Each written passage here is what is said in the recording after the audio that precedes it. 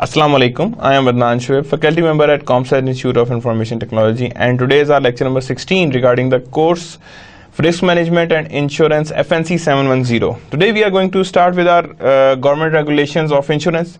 पिछले लेक्चर में हमने स्टार्ट किया था ऐसे गवर्नमेंट रेगुलेशन एंड इंश्योरेंस को, कुछ चीज़ें कवर अप की थी, क्या कौन कौन सी रेगुलेशंस है जो उसमें वर्कआउट करती हैं, कैसे वो जो आपके पास ओवरऑल जैसे कहते हैं हम गवर्नमेंट रेगुलेशंस को सामने रख के हम आगे चलते हैं, तो गवर्नमेंट रेगुलेशंस ही को इसमें भी डिस्कस करेंगे इंशाल्लाह इस लेक्चर में भी। दूसरा इसमें एक स्पेशल चीज़ों को देखेंगे, that is known two is a present value.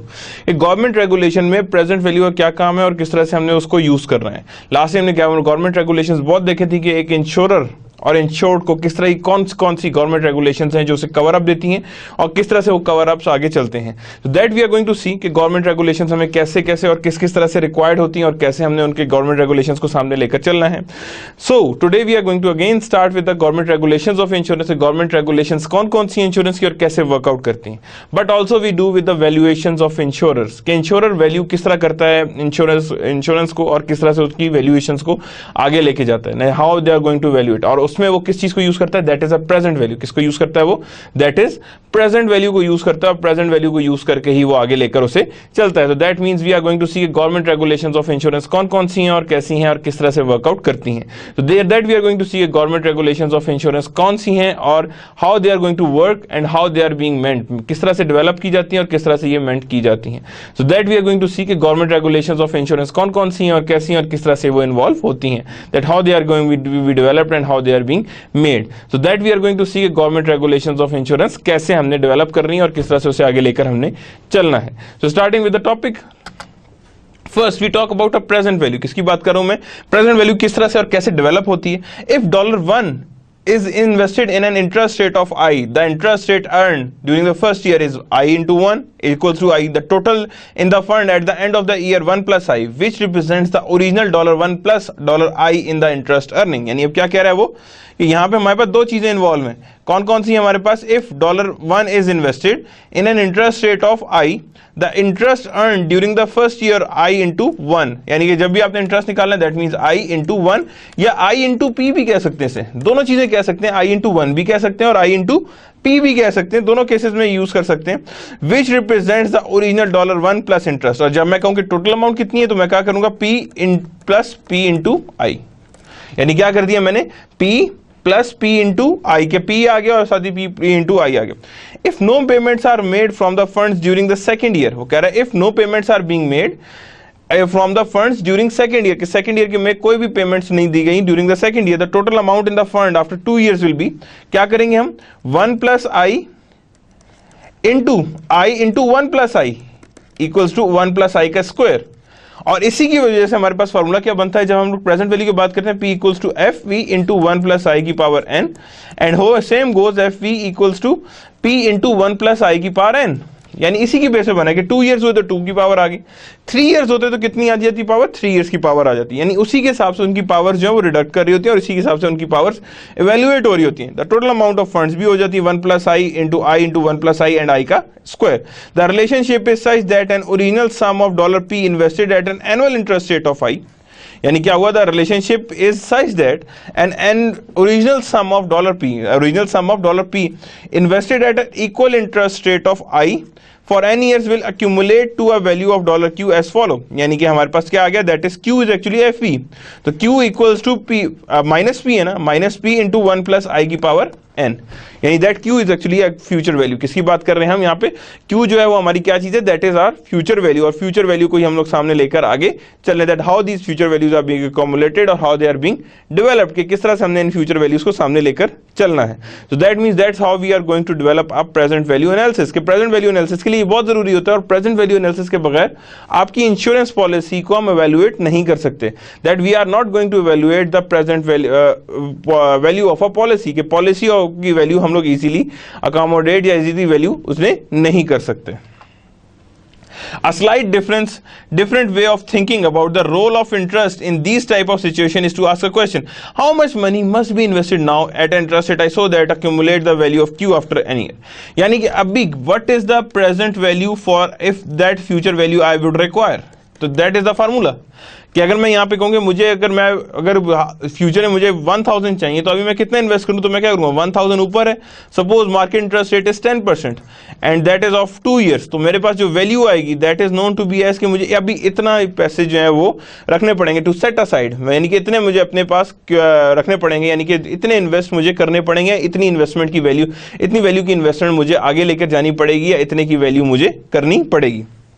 By arranging the terms in previous general formula, that is Q equal, अब ये यही चीज है, देखें ये फार्मूला और ये फार्मूला सेम जा रहे हैं, इन दोनों फार्मूले में डिफरेंस नहीं है, दोनों फार्मूले अपनी जगह पे ठीक जा रहे हैं और अपनी जगह पे वैल्यू लेकर आगे जा रहे हैं, यानी they are going to develop a value के वैल्यू किस तरह डेवलप होती है. This is referred to as a present value of dollar Q for N year at interest rate, यानी प्रेजेंट वैल्यू ऑफ डॉलर की क्यू है for N number of years of interest rate, N number of years में कितनी उसकी value आएगी, how much is the value and how they are being developed and at what interest rate they are being developed, कि कितने interest rate में ये developed है और कितने इंटरेस्ट रेट में ये डेवलप होकर आगे चलेंगे. तो that means this is referred to as a present value of dollar Q for N years at a interest rate I, यानी कि present value of dollar Q है बट फॉर एन ईयर्स है, कितने years है ये, for N years at the interest rate I, at a interest rate I that is the present value of dollar Q. क्या है ये हमारे लिए, present value of dollar Q है for N years at a interest rate I. क्या है ये, at a interest rate I. Net present value analysis for installation of sprinkler system, किसकी बात कर रहे हैं हम, स्प्रिंगलर सिस्टम की बात कर रहे हैं, और उनकी नेट प्रेजेंट वैल्यू कितनी आएगी, that we are going to see कि net present value analysis of installation of sprinkler system, कि net present value analysis of installation of sprinkler system कैसे आ रही है. इंस्टॉलेशन कॉस्ट कितनी आ रही है, that is 60,000, loss of reduction इतनी आ रही है, प्रीमियम सेविंग 63,000 आ रही है, मेंटेनेंस इतनी आ रही है, बिफोर टैक्स कैश फ्लोज इतनी आ रही है, डेप्रिसिएशन डिडक्ट की 1 लाख आया, टैक्सेस 40,000 आए, फिर इनकम आफ्टर टैक्स कितनी है 60,000 आई है, एंड देन 40,000 दोबारा ये जो डेप्रिसिएशन हमने ऐड की थी वो वापस इसमें हमने ऐड बैक कर दी. क्या कर दी हमने, उसके अंदर फर्दर ऐड बैक कर दी, और हमारे पास आफ्टर टैक्स कैश फ्लो कितनी आ रही है, दैट इज ऑफ 100,000. कितनी आ रही है हमारे पास, दैट इज ऑफ 100,000 हमारे पास आफ्टर टैक्स कैश फ्लोज आ रही हैं. Present value of cash flow कैसे निकल रही है, अब देखिए यहाँ present value of cash flow कैसे निकाली है, यहाँ पे हमारे पास आफ्टर टैक्स कैश फ्लो आ रही है 1 of the 15 years. तो यहाँ मैंने क्या किया, 100,000 इंटू 1 - 1 over 1 प्लस आई की पावर 15 होल डिवाइड बाय आई. तो दैट इज ये जो कंप्लीट इसकी वैल्यू है, किसकी वैल्यू है वो, कंप्लीट इसकी वैल्यू है, दैट इज ओवर हेयर, यानी वो इस जगह पे आती है. तो 100,000 इंटू 7.6060 दैट इज 760,600, कितनी आ रही है, 760,600 आ रही. Net present value of investment कितनी, 760,000 माइनस 600,000, तो ये आ जाएगी 160,600. कितनी आ रही है हमारे पास, 160,600. Because the NPV is positive make the investment. अब एनपीवी क्या आ रही है, यहाँ पे पॉजिटिव आ रही है, तो we should make the investment, कि हमें फौरन यहाँ पे क्या करनी चाहिए, इन्वेस्टमेंट करनी चाहिए और इन्वेस्टमेंट की तरफ लेकर जाना चाहिए, यानी इन्वेस्टमेंट स्टार्ट कर देनी चाहिए. That we need investment and we are going to see कि how these investments are being made, और किस तरह से हमने इन्वेस्टमेंट को आगे लेकर चलना है. Select the optimal mix of risk retention. अब क्या है, select the optimal mix of risk retention, किसकी बात करें, रिस्क रिटेंशन की, एंड रिस्क ट्रांसफर, कि हमारे पास क्या आ रही है यहाँ पे, select the optimal mix of risk retention and risk transfer, कि यहाँ पे हमारे पास optimal mix of risk retention भी आना चाहिए एंड रिस्क ट्रांसफर भी आना चाहिए. क्या चीज आना चाहिए, रिस्क रिटेंशन भी आनी चाहिए और रिस्क ट्रांसफर भी आना चाहिए. That mean select the optimal mix of risk retention and risk transfer, किसकी बात करें, optimal mix of risk retention and risk transfer. As previously stated, loss control decisions should be made as a part of overall risk management plan, यानी कि as loss control जो है decision should be made as a part of overall risk management plan, यानी ये किस तरह, इसके ऊपर डिसीजन किससे बेस लेनी है, as a base of risk management plan. किसकी बेस पे लेनी है, that is on the basis of risk management plan as a part of overall risk, यानी कि लॉस कंट्रोल जो है that is also being a part of risk management plan, कि risk manage जो है वो इसी से होना है और इसी के हिसाब से एडजस्ट होकर उसने आगे लेकर चलना है. This also considers the techniques of risk retention and risk transfer, यानी ये ऑल्सो कहते हैं कि टेक्निक्स क्या है रिस्क रिटेंशन की और रिस्क ट्रांसफर की, कि what are the techniques for the risk retention and risk transfer. Often both these techniques will be used. The relevant question, what is appropriate mix between these two techniques, कि कौन कौन सी, risk retention भी है और साथ ही क्या चीज है हमारे पास, रिस्क ट्रांसफर भी है। क्या चीज हमारे लिए? रिस्क ट्रांसफर भी, यानी कि दोनों चीजें हमारे पास आ रही हैं। रिस्क रिटेंशन भी एग्जिस्ट कर रही है और रिस्क ट्रांसफर भी एग्जिस्ट कर रही है। जब हम बात करते हैं रिस्क रिटेंशन का, इसका मतलब है कितना रिस्क है जो आप लोग खुद बियर करना चाह रहे हैं, that we are going to bear by ourself, यानी जो हम लोग खुद बियर करेंगे।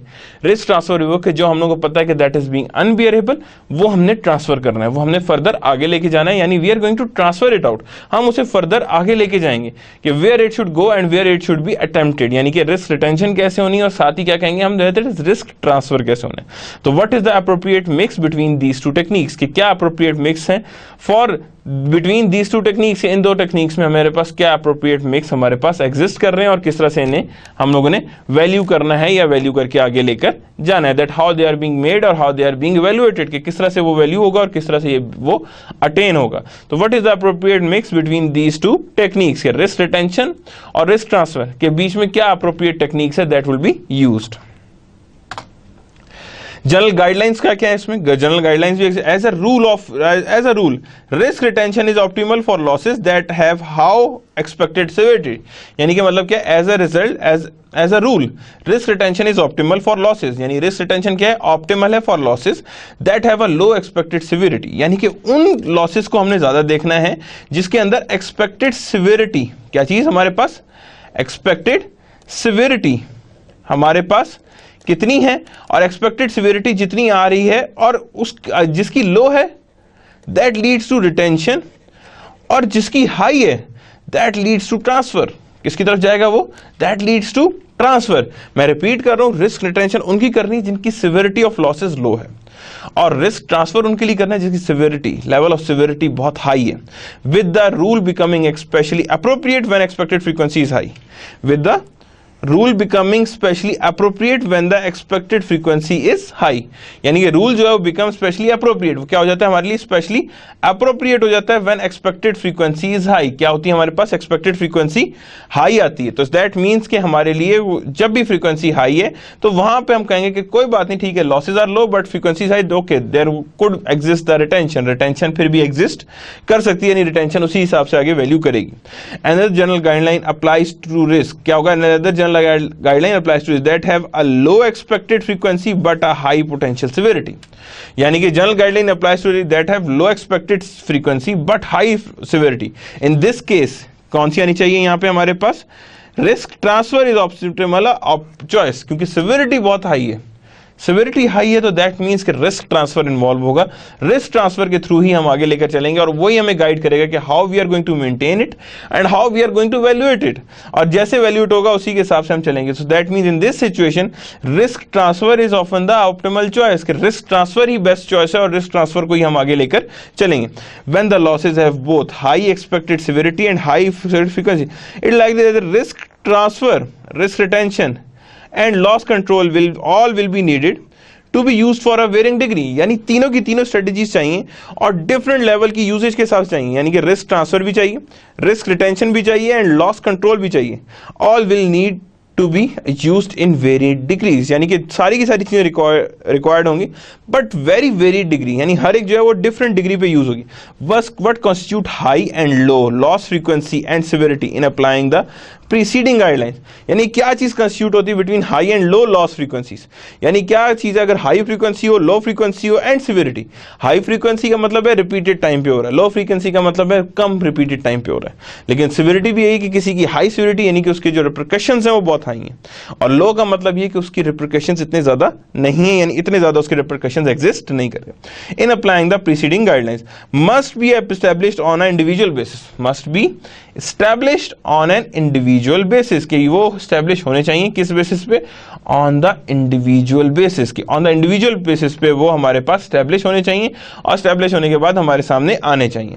तो that means that is applying the preceding guideline must be established on individual basis, कि वो प्रीसीडिंग गाइडलाइन एस्टैब्लिश होंगी but on the very individual basis, कि इंडिविजुअल बेसिस में हमें उसे एडजस्ट करेंगे और उसी हिसाब से हम उसकी वैल्यूएशंस भी करेंगे।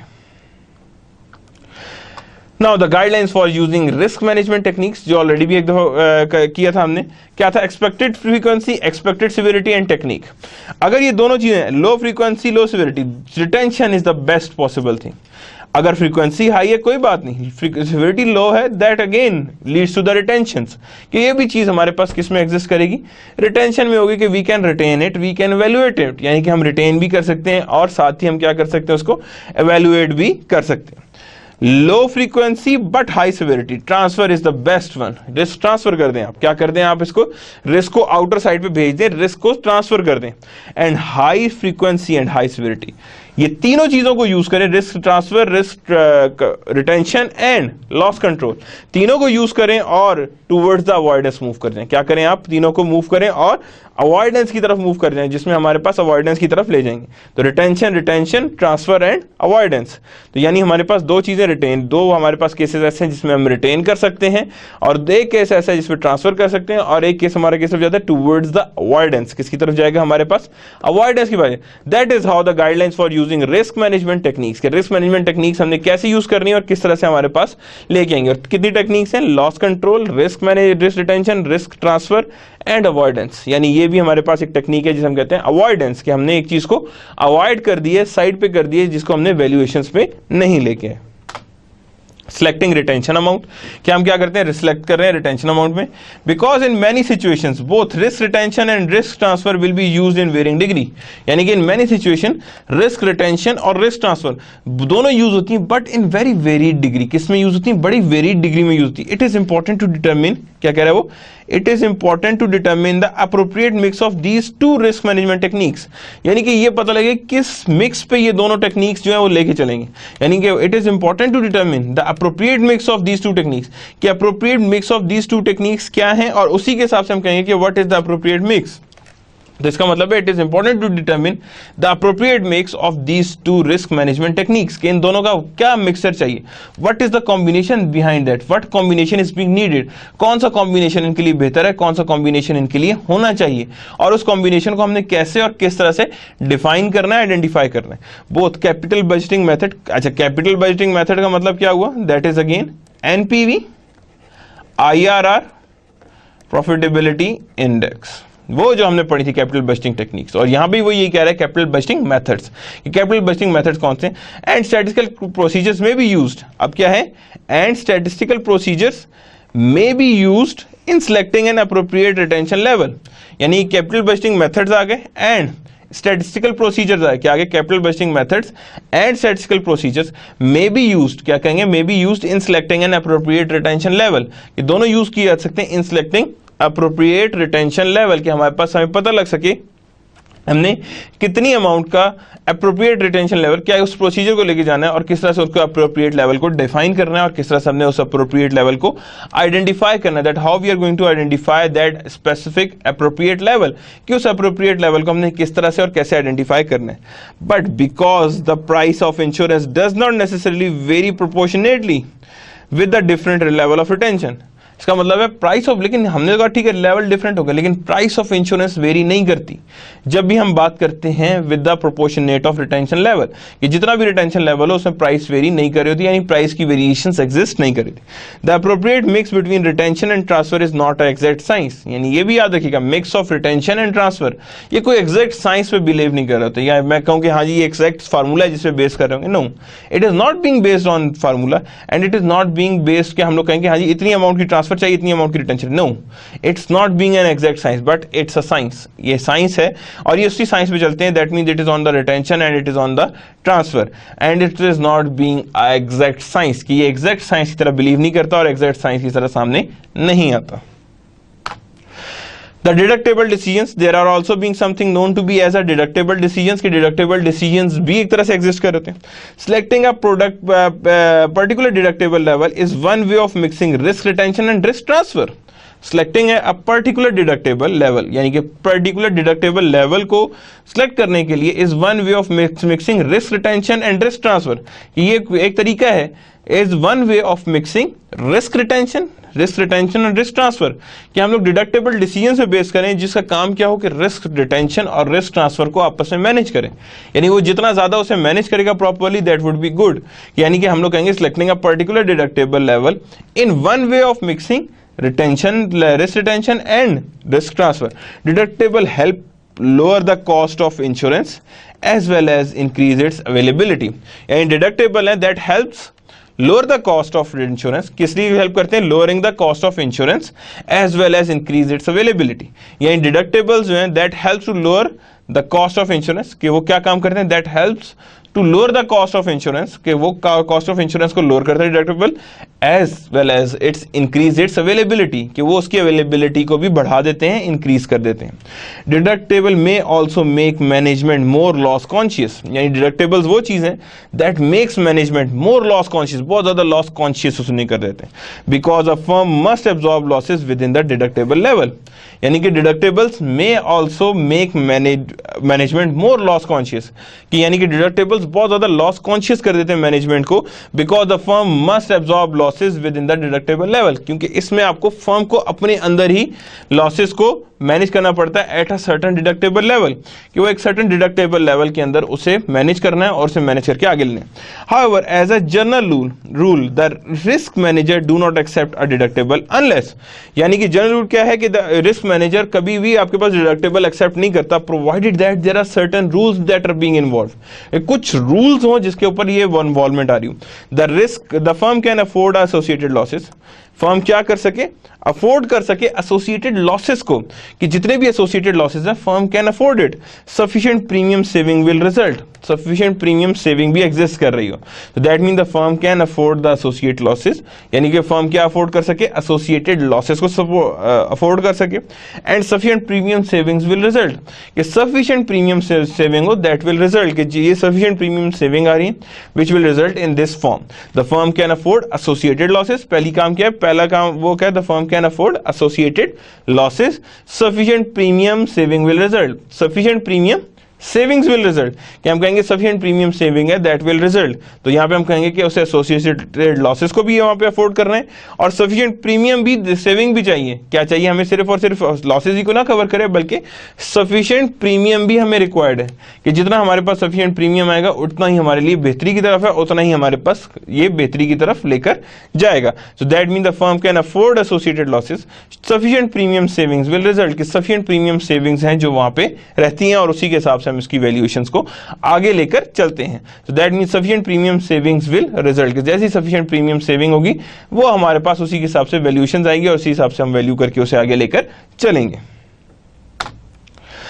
द डिडक्टेबल डिसीजंस क्या आएंगे हमारे पास? डिडक्टेबल डिसीजंस आ रहे हैं. Hall shoe corporation operate 100 shoe stores in 100 cities. अब यहाँ पे एग्जांपल है क्या? Hall shoe corporation operates 100 shoe stores in 100 cities, कि वो 100 शू स्टोर्स यूज करता है इन 100 सिटीज, यानी 100 डिफरेंट सिटीज में वो इनको यूज कर रहे हैं, यानी कि 100 शू स्टोर्स हैं और हर एक सिटी में एक एक शू स्टोर है. All stores are located in suburban shopping center. कहाँ लोकेट कर रहे हैं? सब अर्बन शॉपिंग सेंटर में. Are located in suburban shopping center. Have a similar construction characteristics, क्या है हमारे पास? सिमिलर कंस्ट्रक्शन कैरेक्टरिस्टिक्स, यानी उनकी construction characteristics and all that they are being similar.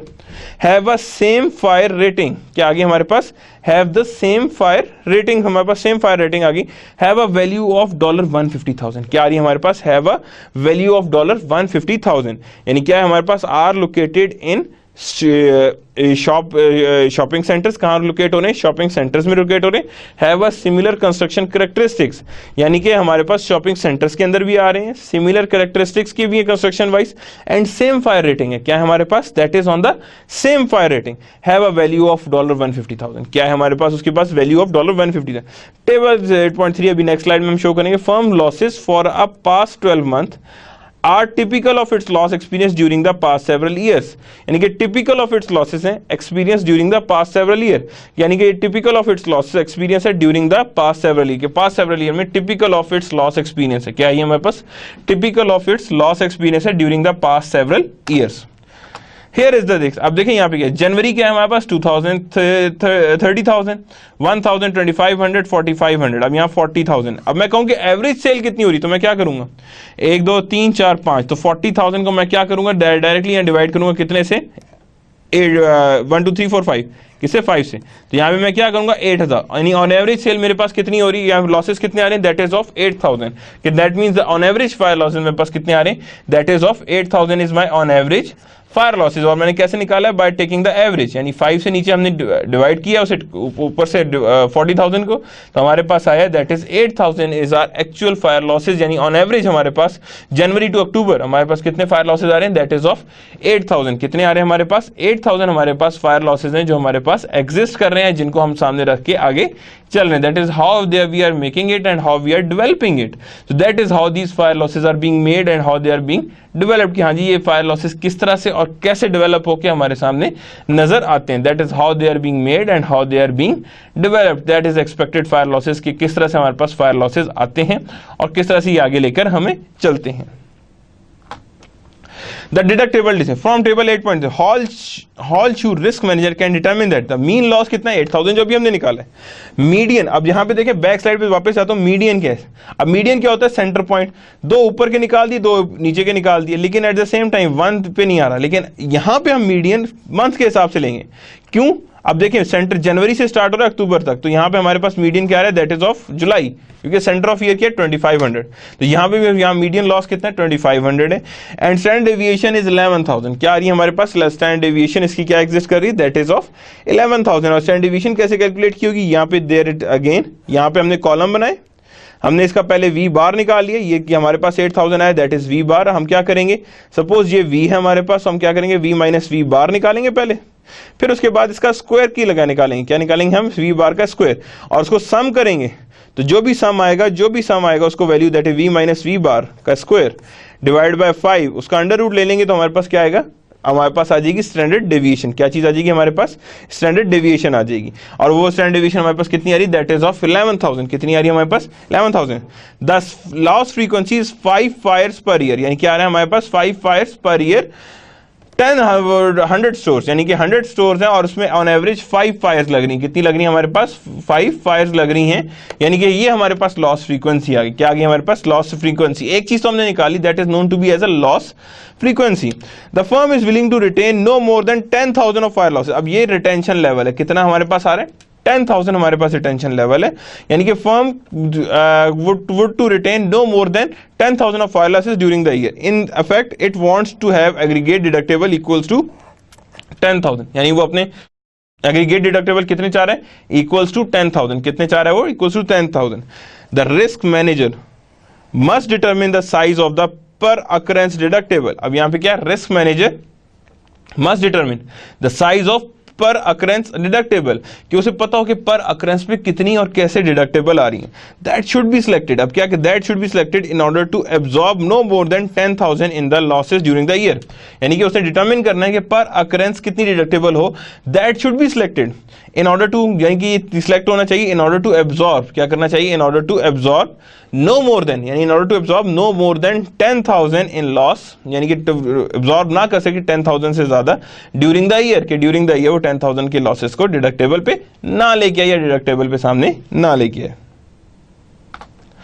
Now the deductible decisions are also there, the deductible decisions भी exist कर रहे हैं।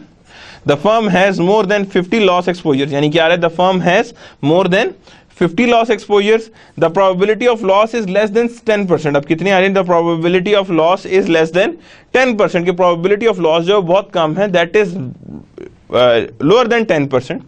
The two characteristics indicate that the Poisson distribution may be suitable to use in stimulating losses।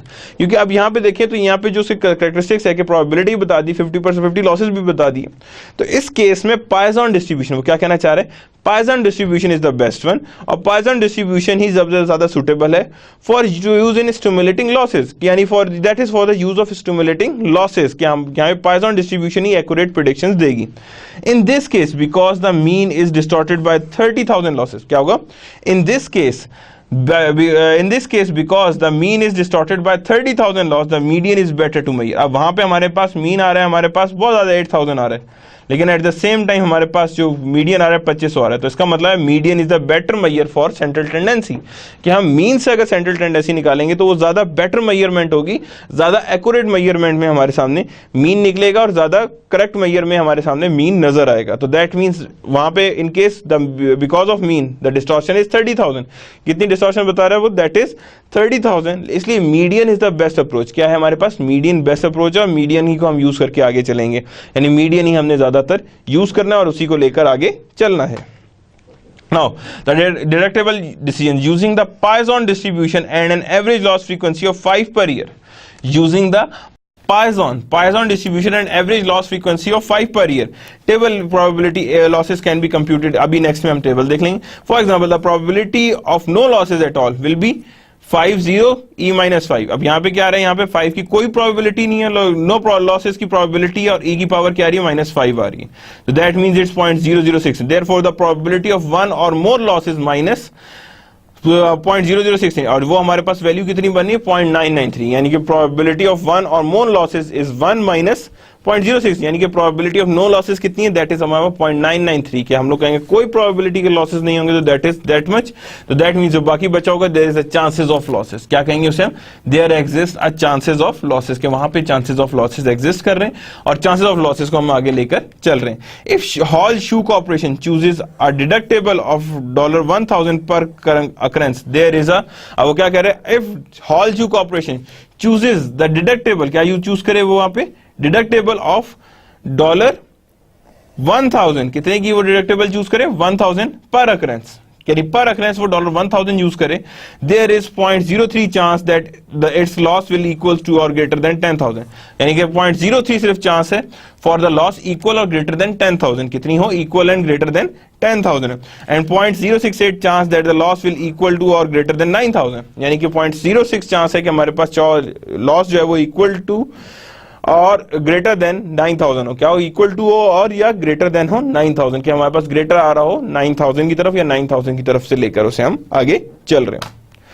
Now this is the table. अब यहाँ पे देखिएगा one number of loss 0 और मोर, यही 0 और मोर के कितने चांसेस, दैट इज 100% चांस है. 1 और मोर 0.99 है, 2 और मोर 0.95, 0.87, 0.755, यानी ये देखें हर एक में बढ़ते जा रहे हैं, 0.38, 0.23, 0.133, 0.06 and 0.318.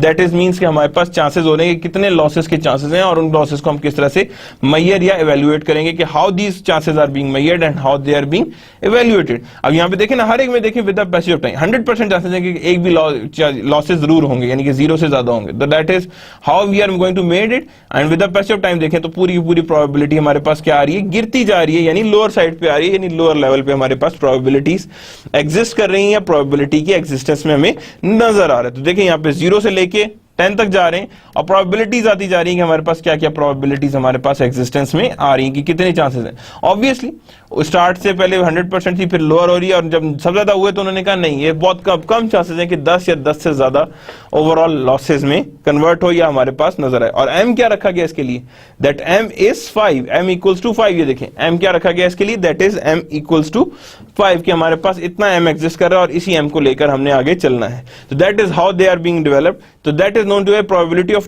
losses using Poisson distribution. किसको यूज करते हुए, probability of losses using Poisson distribution, कि हमारे पास probability of losses भी है but that is using a Poisson distribution. क्या यूज करते हुए, Poisson distribution यूज करते हुए. These are the probability of losses. क्या है ये हमारे लिए, probability of losses है, that is using a Poisson distribution, कि Poisson distribution को यूज करते हुए these are the probability of losses. Now the self-insurance decision, that is a very important thing when we talk about a self-insurance decision. The possibility of self-insurance is another way of mixing risk retention and risk transfer. Any probability of self-insurance is another way for mixing risk retention and risk transfer. यानी कि possibility of self-insurance भी एक तरह की option है for mixing risk retention. किसको mix करना है, रिस्क रिटेंशन को मिक्स करना है, और साथ ही हमने क्या करना है, रिस्क ट्रांसफर को, यानी रिस्क रिटेंशन भी मैनेज हो रहा है और रिस्क ट्रांसफर भी. The same statistical technique used to select deductible can be used in choosing a risk retention level for a self insurance program. यानी वो कह रहा है same statistical techniques used to select deductible, कि जो statistical technique है that is used with the same to select deductible. किसको select करना है, हमने deductible को select करना है. Can be used in choosing a retention level for a self insurance program. यानी कि the same statistical technique used to select deductible, यानी जो same statistical technique है that is again used for deductible, can be used in choosing retention level for self insurance programme, कि वही हमने techniques use करनी है for selecting retention level for a self insurance programme, कि self insurance programme के लिए हमने कैसे और किस तरह से ये रिटेंशन लेवल्स आगे लेके चलने हैं. द कैश फ्लो एडवांटेज, अब क्या कह रहा है यहाँ पे, the cash flow advantage of fund set aside in a reserve fund यानी कि जो कैश फ्लो एडवांटेज है of a fund that is set aside as a reserve funds is an additional factor. क्या है वो? Is an additional factor that must be consider, यानी that is also being an additional factor that must be consider in assessing the value of self insurance. यानी कि that must be consider in assessing the value of self insurance, कि ये assess करना चाहता है value of self insurance को. Because losses are not always paid out in a year in which the event producing them occurs. Because losses are not always paid out in the year, यानी कि because losses जो है वो हमेशा that are not always be paid out in the year in which event producing them occurs. यानी कि losses are not always paid out in the year, यानी losses हमेशा उसमें पे आउट नहीं होते in the year in which the event producing them occurs, यानी in the event in which the event producing occur, यानी कि producing them occurs. यानी कि losses are not always paid out of the year, उसी year में नहीं pay किए जाते हैं जिसमें वो इवेंट ऑफ प्रोड्यूसिंग देम अकर, यानी कि जिसमें प्रोड्यूस हुए उसी में लॉसेज नहीं रिकॉर्ड होते, बल्कि नेक्स्ट ईयर में ये लॉसेज को रिकॉर्ड किया जाता है और नेक्स्ट ईयर में रिकॉर्ड करके इन्हें आगे लेकर जाया जाता है. A company has the use of self-insurance fund for varying period. The company has the use of self-insurance funds, यानी कि कंपनी के पास क्या यूज है? Self-insurance funds for varying periods. किसके लिए? For varying periods. May earn interest on them until such a time as the losses are actually paid. यानी until such a time as the losses are actually paid. कि इतना हमारे पास losses हैं जो हमारे पास actually pay होंगे. The company has the use of self-insurance fund. किसका है? Use of self-insurance fund for varying period. Different period के लिए हम यूज करते हैं. May earn interest on them, क्या कर सकते हैं? They can may interest on until such a time are the loss as the losses are actually paid. कब तक यूज कर सकते हैं? As the time the losses are actually paid, कि as the time when the losses are actually paid, जब losses जो है वो एक्चुअली पे ऑफ होते हैं या पे आउट हो जाते हैं. तो that means may earn interest on them, यानी कि हम इंटरेस्ट अर्न कर सकते हैं अंटिल सच अ टाइम, तब तक as the losses are actually paid, कि जब तक वो लॉसेज एक्चुअली पे हो रहे हैं या एक्चुअली पे आउट्स हो रही हैं. The self insurance decisions are also being there. क्या आ रहा है हमारे पास? Self insurance decisions are also there in assessing the financial aspect of the self insurance program. In assessing the financial aspects of the self insurance program, the value of operating funds to the firm must also be considered. The value of operating funds, यानी value of operating firms to the firm, यानी कि value of operating funds जो हैं to the funds must also be considered. यानी in assessing the financial aspect of self insurance program, the value of operating funds to the firm must be considered. यानी कितने operating funds firm के पास पड़े हैं और ये लाजमी कंसिडर होने, अगर ये कंसिडर नहीं होंगे तो then there would be no use. ठीक है? If the monies in the reserve funds are invested in a liquid form that can be readily converted into cash, the firm may experience some losses because of funds might have been more profitably using the business as a working capital. यानी कुछ money जो reserve fund में पड़ी होती है, they are converted into a liquid investment and that can readily converted into cash. जो readily किस में convert हो सके? That is converted into cash, कि जो convert हो चुके हैं कैश में. The firm may experience some losses. Firm जो है वो लाजमी लॉसेस एक्सपीरियंस करते हैं because the funds might have been more profitably used in business as a working capital. Now because the funds might have been more profitably, यानी because the funds might have been more profitably used in business as a working capital, यानी कि more profitably used है in a business as a working capital, कि जो use हो रहे हैं in business as a working capital, known as opportunity cost of fund. क्या कहते हैं उसे हम? known as opportunity cost of funds, कि ये हमारे पास एक तरह से opportunity cost of funds है. ठीक है? The funds may experience some losses because the funds might have been more profitably used. जो firms हैं वो might have been more profitably used in business as a working capital. More used in business as a working capital, कि उसे as a working capital हम use करें, known as an opportunity cost of fund. क्या कहेंगे उसे? That is known to be as a opportunity cost of fund, कि ये हमारे पास एक तरह से opportunity cost of fund है और उसी को हम लोग आगे लेकर चल रहे हैं. The self-insurance decision. अब क्या आ रहा है self insurance decision में क्या है? And even though it may be clear that the firm can save money in a long run with self insurance. अच्छा, self insurance प्रोग्राम एक तरह से मनी सेविंग का काम भी करता है. क्या करता है वो? मनी सेविंग का काम भी करता है.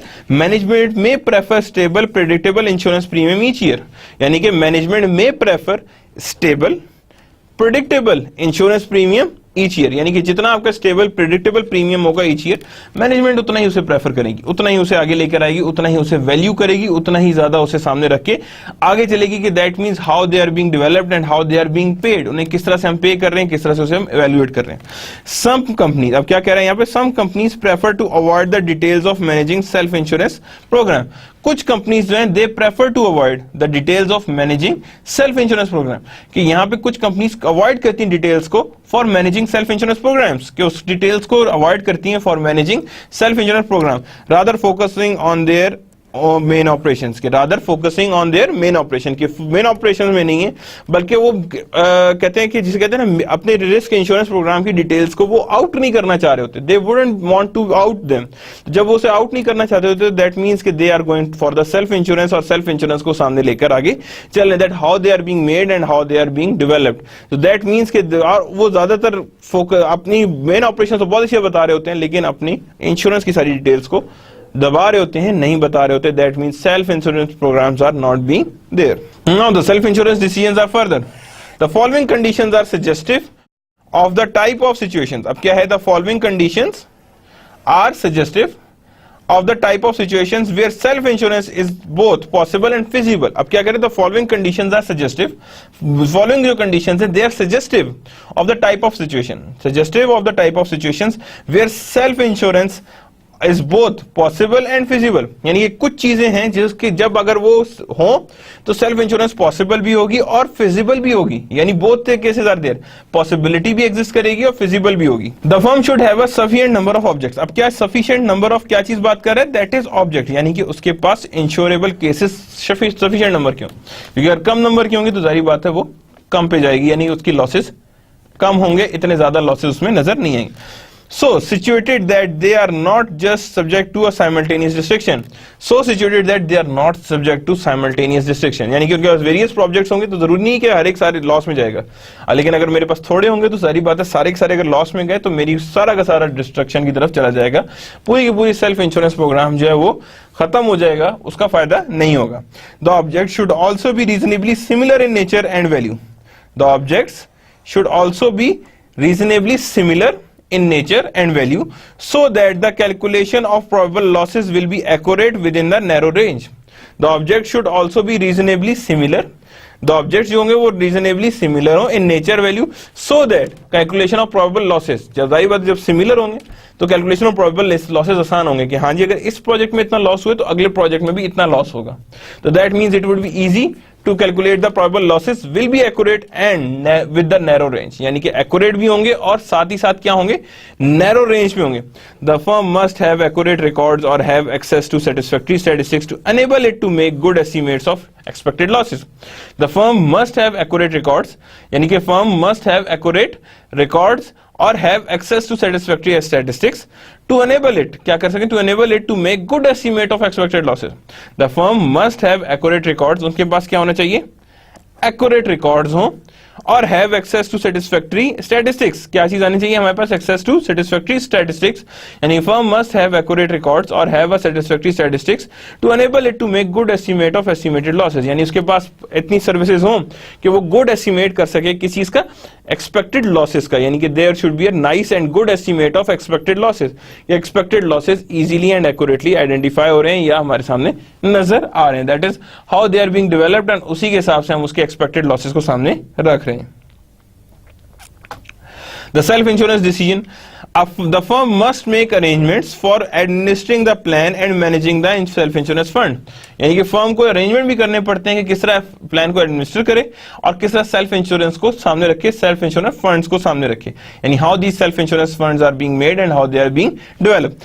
Someone must pay claims, यानी किसी ना किसी को must pay the claims, insurance inspect exposures, क्या करे वो, इंस्पेक्ट करे एक्सपोजर्स को, implement appropriate loss control, क्या कर सके, implement करे appropriate loss control measures, keep necessary records, क्या आ जाएंगे हमारे पास, keep necessary record and take care of many administrative details, and take care of many administrative detail।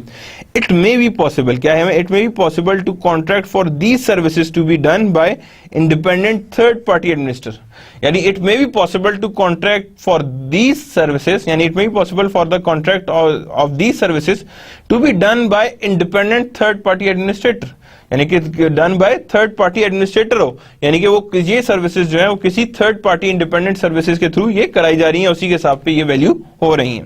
The general financial condition, अब क्या आ रहा है हमारे पास, the general financial conditions of the firm should be satisfactory, यानी the general financial conditions हैं of the firm should be satisfactory, क्या होनी चाहिए, वो सेटिस्फैक्टरी भी होनी चाहिए। Firms management must be willing and able to deal with large and unusual losses, यानी फर्म के पास इतनी ताकत होनी चाहिए दैट इज विलिंग और also being able to deal with large losses, किससे डील कर सके, वो लार्ज लॉसेस से डील कर सके और अनयूजुअल लॉसेस से भी साथ साथ डील कर सके, यानी लार्ज लॉसेस भी हो सकते हैं और अनयूजुअल लॉसेस भी हो सकते हैं जिसके साथ वो डीलिंग करें या वो डील आउट करें, कि that is how they are being deal and how they are being controlled, यानी कि लार्ज और अनयूजुअल लॉसेस को वो इजीली कवर अप कर सके या कवर आउट कर सके। Implementing decisions, this step may involve considerable interaction among risk management, insurance agent, broker and insurance carrier, यानी ये there are four things which are involved in implementing the decisions, यानी ये चार लोग हैं जो आपके पास एक्चुअली में क्या करते हैं, ये आपके डिसीजंस को इंप्लीमेंट कर रहे होते हैं, क्या कर रहे होते हैं, आपके डिसीजंस को इंप्लीमेंट कर रहे होते हैं। वन इज रिस्क मैनेजर, क्या कौन है वो, risk manager. Second one is insurance agent, क्या है वो हमारे लिए, insurance agent. Third is brokers and fourth one is insurance and carrier, एक तो रिस्क मैनेजर हो गया जो रिस्क असेस करेगा, इंश्योरेंस एजेंट हो गया जो इंश्योरेंस करवाएगा, ब्रोकर्स जो डील करेगा यानी रिक्वायरमेंट एंड रिक्वायरर को सामने लेके आएगा, एंड इंश्योरेंस कैरियर के जो हमारे पास इंश्योरेंस कैरी करके साथ लेकर चलेगा। So that means these are known to be as how we are going to implement the decisions, किस तरह से हमने डिसीजंस इंप्लीमेंट करने हैं। Risk manager versus insurance agent, क्या आ रहा है हमारे पास, risk manager versus insurance agent, कि रिस्क मैनेजर क्या करता है और इंश्योरेंस एजेंट में क्या फर्क है। Students sometimes wonder why an employ in a business firm is needed to handle loss exposure, कि इन अ बिजनेस फर्म एक एम्प्लॉय को लॉस एक्सपोजर क्यों डील करना पड़ता है, क्यों हैंडल करना पड़ता है।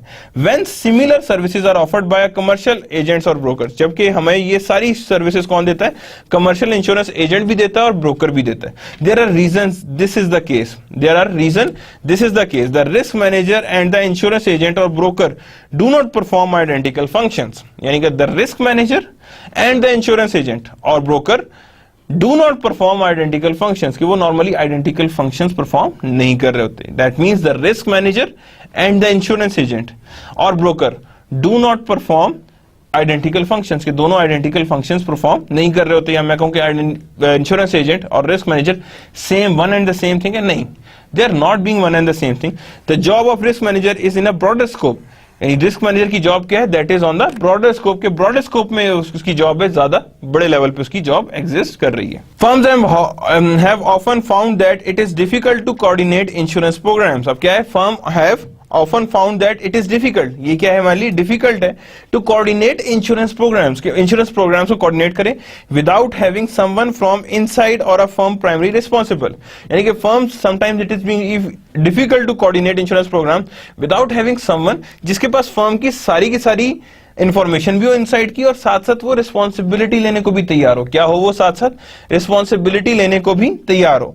An outside broker can not have the degree of familiarity with the internal business, सारी बात है, आउटसाइड जो ब्रोकर है उसको इतनी कहते हैं ओवरऑल फेमिलियरिटी नहीं होती with the degree of internal business, के इंटरनल बिजनेस किस तरह का है, किस किस्म का है, उससे इतनी ज्यादा फेमिलियरिटी इससे एग्जिस्ट नहीं कर रही होती। And necessity to perform insurance buying function, के इंश्योरेंस बाइंग फंक्शन के लिए ये फेमिलियरिटी बहुत इंपॉर्टेंट होती है, इसके बगैर वो काम आगे नहीं चल सकता। The firm needs someone with primary concerns for the needs of the firm, the firm needs someone, कोई ना कोई चाहिए उसे, with primary concern with the need of firm, यानी जिसका प्राइमरी कंसर्न क्या हो कि फर्म को क्या चीज चाहिए, प्राइमरी कंसर्न उसका क्या हो, दैट फर्म को क्या चाहिए और किस तरह से वो आगे लेकर चलता है। The responsibility for the protection of corporate property is often considerable, the responsibility for the protection of corporate property, कितनी रिस्पॉन्सिबिलिटी हो for the protection of corporate property, किसकी बात करूं मैं, कॉर्पोरेट प्रॉपर्टी की, is often considered too important to place in hand to the outsider, यानी कि that is too important to place in the hands of outsider, यानी किसके हाथ में दी जाती है, they are being placed on the hands of outsider, यानी आउटसाइडर को दी जाती है, यानी आउटसाइडर के हैंड्स में ये होती है। Organization of for risk management, figure 8.1 shows an organizational chart for the risk management function in a large firm. In this firm, the risk manager supervises a variety of activities, including all kinds of insurance, self-insurance programs, foreign risk and safety administration. Claims and loss records are under the risk of management control. यानी क्या है, include क्या आते हैं, self insurance भी आती है, kinds of insurance, self insurances, foreign risk and safety administration. यानी these are the firm that the risk manager supervise. ये सारे के सारे रिस्क कौन सुपरवाइज कर रहा होता है? रिस्क मैनेजर सुपरवाइज कर रहा होता है. Shows the organisational chart for the risk management function. क्या करता है? Shows organisational chart for the risk management function in a large firm. क्या ऑर्गेनाइजेशनल चार्ट शो कर रहा था for a risk management functions in a large firm. In a large firm risk management के क्या क्या फंक्शन है और उसका ऑर्गेनाइजेशनल चार्ट क्या है. In this firm the risk manager supervises a variety of activities. Risk manager क्या supervise करता है? Variety of activities including all kinds of insurance, self insurance programmes, foreign risk and safety administration. Claims and loss records are also under the risk management control. यानी claims और losses भी किसके अंदर होता है? रिस्क मैनेजर कंट्रोल के अंदर आता है. कि कितने क्लेम्स हैं, क्लेम्स को आगे भी लेके कौन जाएगा? रिस्क मैनेजर जाएगा. और कितना लॉस रिकॉर्ड है वो भी वो ही देखेगा, यानी मींस रिस्क मैनेजर ही देखेगा. The risk manager is only 2 level beneath the president of the firm. यानी कि 2 लेवल ही डाउन होता है. And may have 5 to 10 professional employees to assist and administer risk management. यानी कितने 5 से 10 उसके पास एम्प्लॉय होते हैं जो एडमिनिस्टर कर रहे होते हैं रिस्क को. किसको एडमिनिस्टर कर रहे होते हैं? रिस्क को एडमिनिस्टर कर रहे होते हैं. The duties and responsibilities of the risk manager tends to increase with the size of firm. यानी कि रिस्क मैनेजर की रिस्पॉन्सिबिलिटी उस डायरेक्टली प्रोपोर्शनल है साइज ऑफ द फर्म. जितनी बड़ी फर्म होगी उतना ज्यादा रिस्क मैनेजर का काम है, और जितनी छोटी फर्म होगी उतना ज्यादा रिस्क मैनेजर का काम नहीं होगा. As does the risk manager compensation. यानी कंपनसेशन भी उसी के हिसाब से हो रही होती है, changed.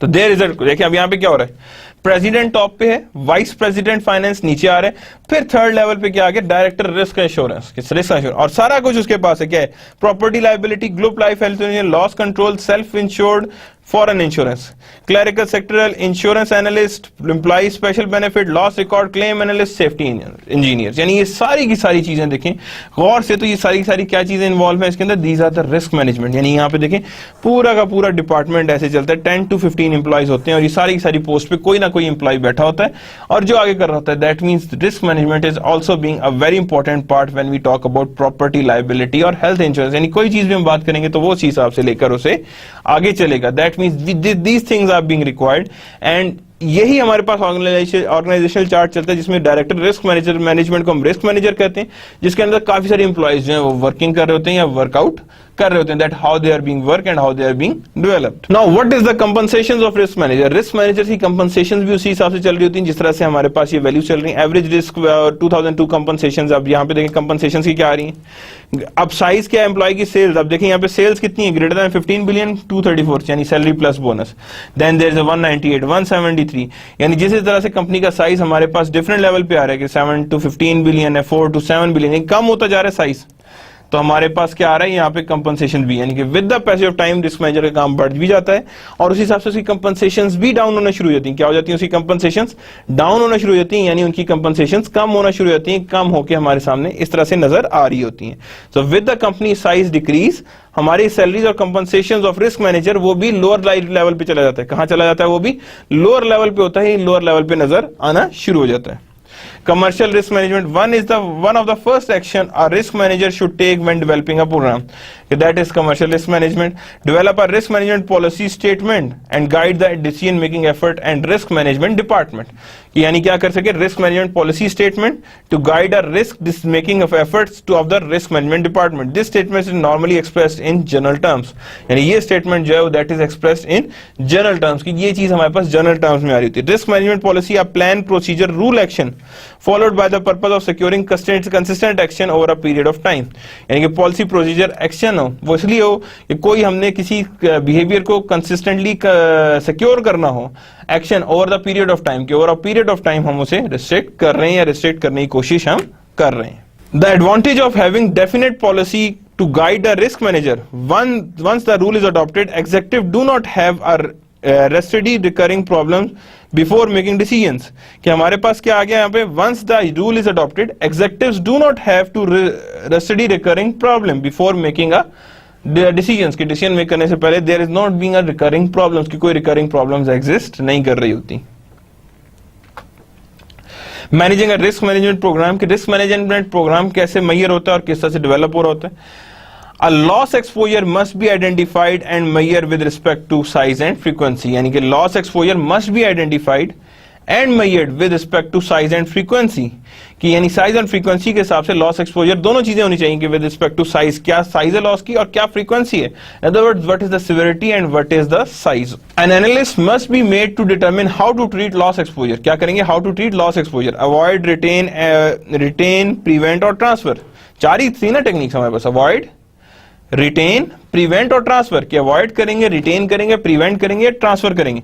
When putting the plan into action, the risk manager must decide what is to do work, यानी कि क्या मतलब हुआ हमारे पास, when putting a plan into action, जब हम प्लान को पुट करें into action, the risk manager must decide, risk manager must decide who is to do the work, यानी किसने वर्क करना है। Will in the house staff be employed और will the work be given to people outside, यानी कि जब आप plan बना ले तो सबसे पहला डिसीजन क्या आएगा, who is to do the work, क्या इनसाइड लोगों को यूज किया जाए there would be outside hiring, कि या तो आउटसाइड हायरिंग की तरफ हम जाएं।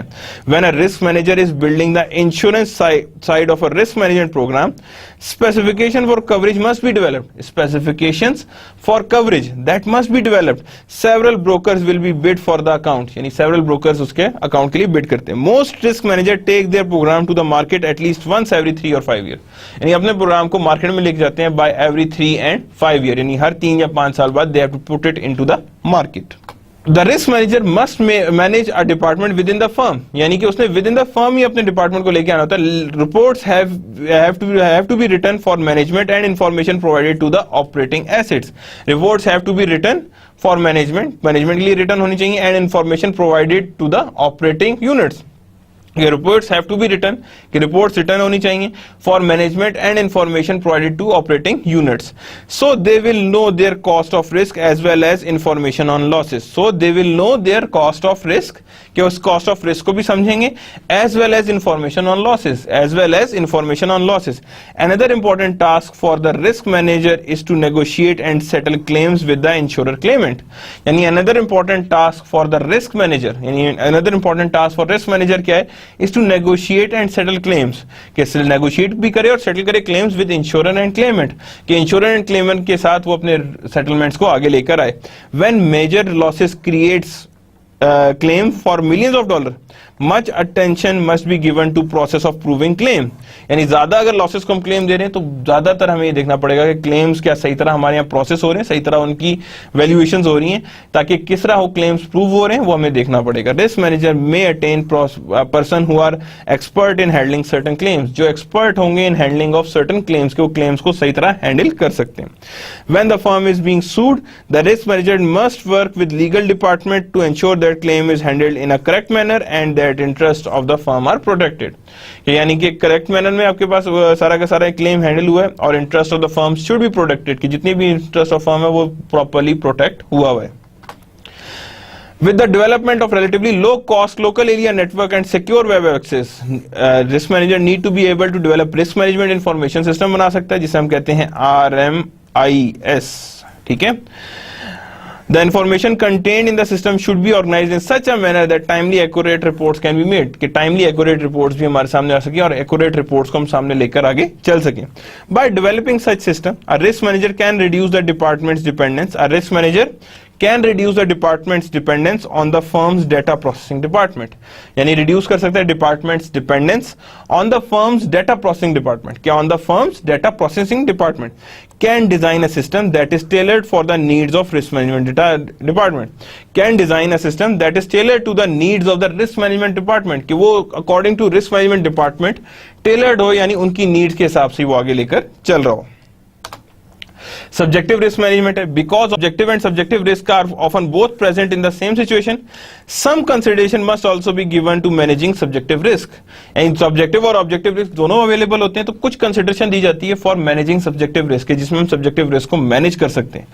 In one sense, the technique applied to objective risk is also should affect subjective risk, कि जो technique भी apply की जाएगी towards the objective risk, वो normally subjective risk को must attempt करेगी, यानी कि उसको affect लाजमी करेगी और उसको affect को भी आगे लेकर जाएगी। Subjective risk of obtaining more information. Perhaps the best way of handling subjective risk is to adding knowledge through research and training and education. The risk averter may be more willing to accept risk. A risk averter may be willing for more risk to accept once there is a better understanding of uncertainty. जब उनके पास better understanding हो किसकी uncertainty की. With better knowledge, one is likely to perceive less risk in a given situation. With better knowledge, one is likely to perceive less risk in a given situation. One is likely to perceive less risk in a given situation. The risk taker may be willing to assume even greater risk as knowledge increases. The risk taker may be willing to assume even greater risk, कि वो risk taker जो है वो willing to assume greater risk, कि वो ज़्यादा risk भी ले सकता है as knowledge increases, कि जैसे हमारे पास knowledge increase करेगा. Group discussions are also there. Perceived of subjective risk declines after group discussion of the problem. यानी क्या आ गया हमारे perceived subjective risk declines after group discussion of the problem. यानी perceived subjective risk and declines करता है after the group discussion of the problem, कि group discussion of the problem के बाद perceived subjective risk exist कर रहा होता है. Enterprise risk management and alternative risk transfer. Rather than focusing solely on pure hazard risk, or hazard risk, enterprise risk management seeks to consider all exposures that could negatively affect the firm's ability to achieve its strategic goals, कि वो उसकी strategic goals को achieve करे. Russ Benham states that the goal of enterprise risk manager is to identify, analyze, quantify, compare all firms' exposure stemming from operational, financial and strategic objectives. यानी वो कहता है goal of enterprise risk management is to identify, analyze all type of risk one is related to their management activities. Exposure in this enterprise-wide view of risk management includes traditional insurable risks such as liability as well as financial, commodity, legal, environmental and other less tangible exposures such as reputation effect and reduction in brand damage. यानी traditional exposure risks क्या हो सकते हैं such as liability as well as financial, commodity, legal, environmental and other less tangible exposures such as reputation effects and reduction in brand image, की जो reduction आ रही हो brand image में.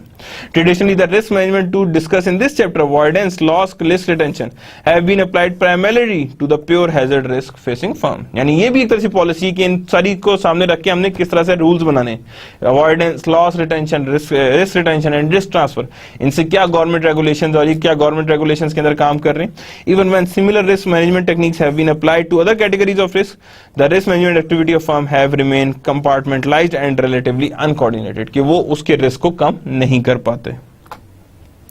Evan Person observed that risk management for many firms have been performed by different individuals with narrowly defined specialty. The traditional risk manager handled pure hazard risk, treasurer focus on monetary risk, strategic business depends on operational and commodity, and marketing वाला किस पे reputation risk पे होता है. किस पे होता है वो marketing वाला reputation risk को देख रहा होता है, reputation level को देख रहा होता है. As enterprise-wide view of risk management has progressed, a role of traditional risk manager and risk management tool have been evolving. Traditional risk managers are increasingly called on become involved in management of various non-hazard, कुछ सिर्फ hazard financial risk में नहीं तो non-hazard में भी वो लोग अब participate करते हैं. With table 8.7 reports percentage of risk manager involved in management of various financial risk. There it is. Political risk में ये देखें यहाँ पे अब ट्रेडिशनल मैनेजर्स हैं, इंटरेस्ट रेट में भी इतने 23% है, 22%, 12%, इन सब में देखें इन्वॉल्वमेंट आ रही किसकी, आपके ट्रेडिशनल रिस्क मैनेजर की आ रही. किसकी आ रही है हमारे पास, ट्रेडिशनल रिस्क मैनेजर की आ रही है. A growing array of alternative risk transfer tools have been introduced in 1990s. Captives होते हैं, an insurer owned by non-insurance firm, insurer owned by non-insurance firm organization for the purpose of accepting risk of a parent firm. यानी subsidies हैं जो अपने parent risk का overall क्या नाम है वैल्यू को एक्सेप्ट कर रहे होते हैं. Finite risk or financial insurance, risk manager contracts that are based on concept of spreading risk over time as opposed to the across a pool of similar exposure.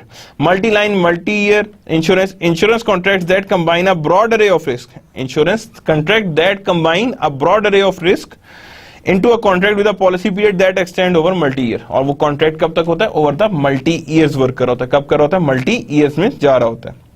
Multiple trigger policy reflects notion that shareholders of the firm, the sources of risk, is not as important and impact the risk on the earning of the firm. These contract pools risk that that in combination could have very serious impact on the firm's value, कि इनका impact क्या आता है, बहुत ही serious आता है on the firm value. Securitization, the creation of securities, bonds, stocks, all there are also being linked to price movement and insurance risk. इन सब में भी insurance risk exist कर रहा होता है, यानी ये हमारे पास एक तरह से risk transfer कर दिया towards किस तरफ, towards the securities. Examples: catastrophic options, earthquake bonds, catastrophic puts. These are all the risk transfer tools. ये क्या है, हमारे पास risk transfer tool की तरह work करते हैं. Table 8.8 extend the use of risk by manager in alternative risk transfer. कैसे कर रहा है देखिएगा.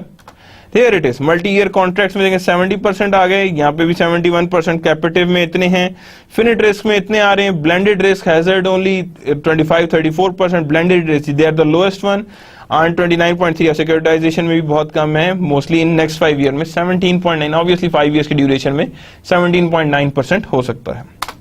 So that's the end of the lecture number 16. We have covered about our chapter number 8. We have covered each and everything of it. We have covered lots of things over here. We have covered the government regulation. Inshallah, we are going to start a new chapter in the next lecture. For the time being, this is the end of lecture number 16. Allah Hafiz.